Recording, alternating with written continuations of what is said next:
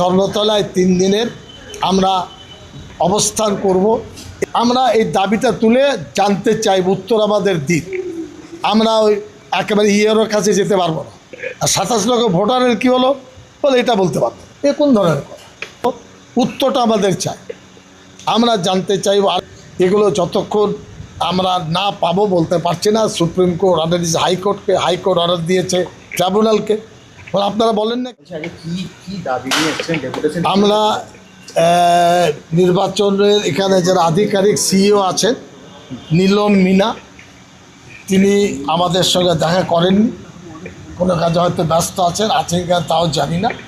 আমাদের সাথে দেখা করেছেন একজন অ্যাডিশনাল সিইও আপনার অরিন্দম নিয়োগী, এই আইএস অফিসার, প্রায় আধ ঘন্টা আমাদের সময় দিয়েছে। আমরা 5 পৃষ্ঠার একটা স্মারকলিপি দিয়েছি। আমরা জানতে চাই যে 27 লক্ষ ভোটার যারা ভোট দিতে পারেননি তারা কোথায় দাঁড়িয়ে আছেন, মিসম্যাচ, তার কী পজিশন, একইভাবে অ্যাডজুডিকেশন মানে বিচারাধীন তাদের কী পজিশন, ভোটার লিস্ট থেকে নামই উড়ে গেছে তাদের কী পজিশন। উনি বললেন যে অ্যাকচুয়াল এর উত্তর আমি দিতে পারবো না, ব্যাপারটি দিল্লি নির্বাচন কমিশন দেখছে। তো এখানে এত বড় অফিস কিসে, রাজ্যে কী হচ্ছে সেটাও বলতে পারবেন না আপনারা। আর একটা কথা বললেন যে একজন অ্যাডিশনাল সিইও তিনি হলেন অরুণ প্রসাদ, তাকে নাকি পার পক্ষ থেকে, নবান্নের পক্ষ থেকে গতকাল ডিউটি দেওয়া হয়েছে, ট্রাইব্যুনালতে দেখবে।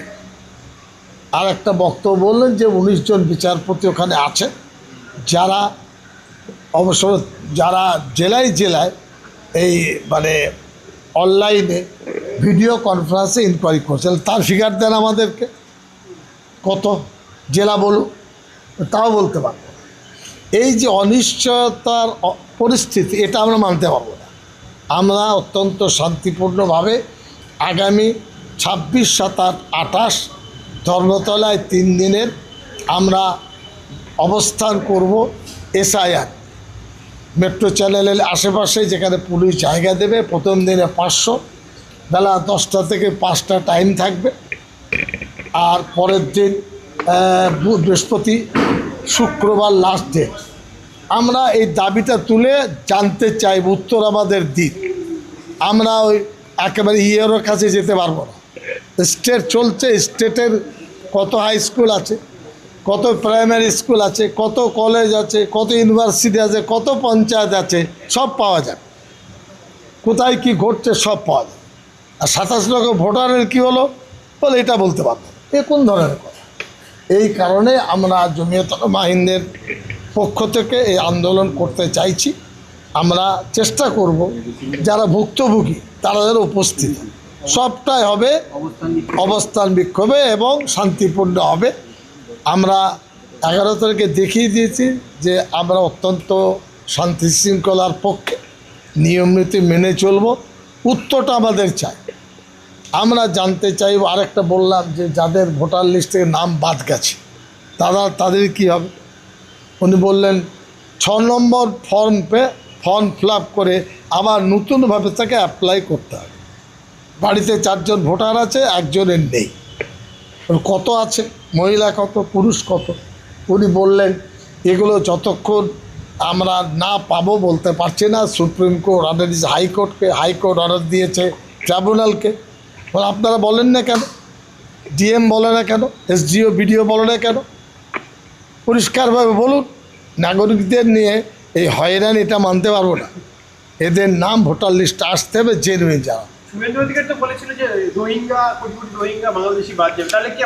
আমার বক্তব্য হলো, মুখ্যমন্ত্রী যেমন মাইকের কথা বলেছিলেন যে মাইকটা আপনারা ওই কী নাম ডেসিবেল ঠিক করে বাজান, বা কোথাও কোথাও কেউ বলেছেন মাইক নামিয়ে দাও, এটাও ঠিক তেমনি।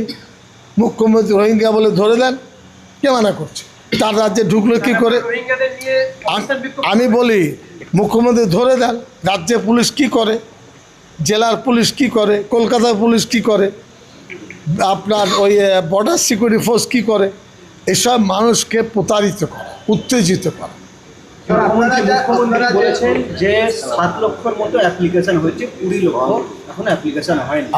আমার বক্তব্য যদি না হয় তাহলে গভর্নমেন্টকে একটা চেতনা শিবির করতে হবে, একেবারে বুথ লেভেল। কেন হবে না? 20 লক্ষ ভুয়ো বলছে। আমি বলছি মিথ্যা কথা, একদম মিথ্যা কথা, একেবারে 100 আমাদেরকে দেখিয়ে দেন। আমি বলবো না সব ঠিক কি ডবল, এটা বলবো না, ফিগারটা মিলিয়ে দেন। আমার বিধানসভায় 24,000 ভোটার লিস্ট বাদ গেছে। পারমিশন পাবেন মনে হচ্ছে নাকি? পারমিশন কোর্টে যেতে হবে। কোর্টে আমার মনে হয় কোর্টে যাওয়ার কথা নয়। যদি নিরপেক্ষতার ভিত্তিতে কলকাতার পুলিশ দায়িত্ব নেয় হবে, তাহলে কোর্টে যাবো। আপনাদের এই নির্বাচন আলোচনা হয়ে গেল, সরকার গঠন হয়ে গেল। স্যার আর কোন অর্গানাইজেশন আর আপনাদের সাথে? मस्जिद में अजान हो गई है, जमात के लिए तैयार है इमाम साहब, मुअज्जिन साहब, जो जाएंगे नमाज में शरीक होंगे। আজান শুনকে जो নিয়ে যাएंगे नहीं जाएंगे, অন্যকে অংশ নেবে আমাদেরকে দায়িত্ব। আমরা তো আওয়াজ দিয়েছি যে আসবে ওয়েলকাম, তাদের আমরা স্বাগত জানাবো। যে আসবে না তাদের ব্যাপার, আমরা চলবো।